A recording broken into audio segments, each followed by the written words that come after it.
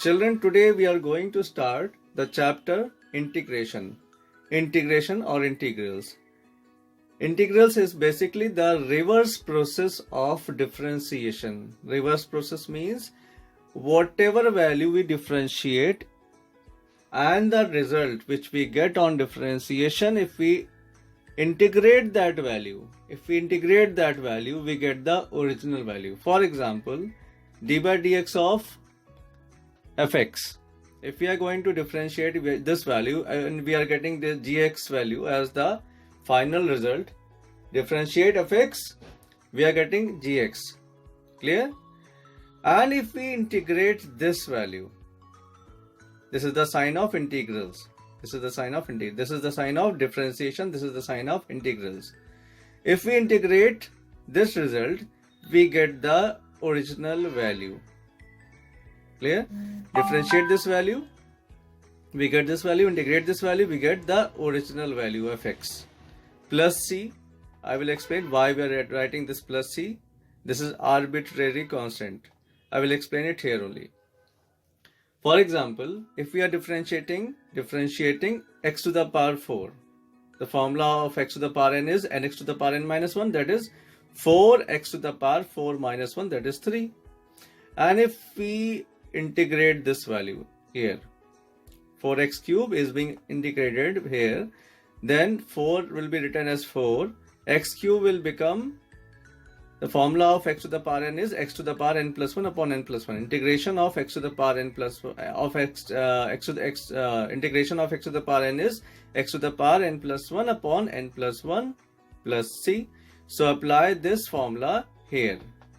X cube will become x to the power 3 plus 1 or n plus 1 upon n plus 1. This becomes 4 gets cancelled out. 3 plus 1 is 4. 4 gets cancelled out. We are left with x to the power 4 plus c. Now I will explain why c is important here, why we are putting c as an arbitrary constant here. See this example. Differentiate, we have seen here that if we differentiate any value and integrate the same value, we are getting the original value. But in this case, x to the power 4 plus 2 is differentiated, we are getting 4x cube, because according to formula it is nx to the power n minus 1, and this is a constant. Differentiation of a constant term is 0, so we are left with 4x cube. Now according to the concept, it is a reverse process. So if we are going to integrate this value, we should get this value. If we are going to integrate this value, we should get this value. So let us integrate this value. 4x cube, 4 is written as 4 according to this formula, x to the power n plus 1 upon n plus 1, x to the power 3 plus 1 upon 3 plus 1, 4 gets cancelled out. We are left with x to the power 4. Now have we got this value? No, we have not got this value because 2 is missing here. So 2 has become 0. So to find this value, to equalize this gap, whenever any constant term is there, we have to put an arbitrary constant which equalizes this value with this original equation. So basically it is a reverse process. Now let us discuss the formulas. See this formula. X to the power n is this we have discussed already. Last year in the differentiation chapter we have discussed log x is 1 by x. Same way integration of 1 by x is log x. E to the power x is e to the power x. A to the power x is a to the power x upon log a. Cos x was minus sin x. So sin x will become cos x. Same way sin x was cos x. So cos x is sin x.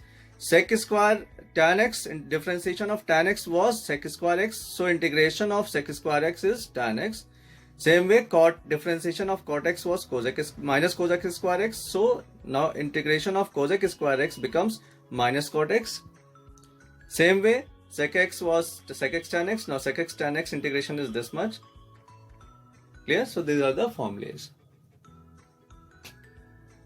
So basically this is a reverse process, and this differentiation, reverse of differentiation is called integration or antiderivative.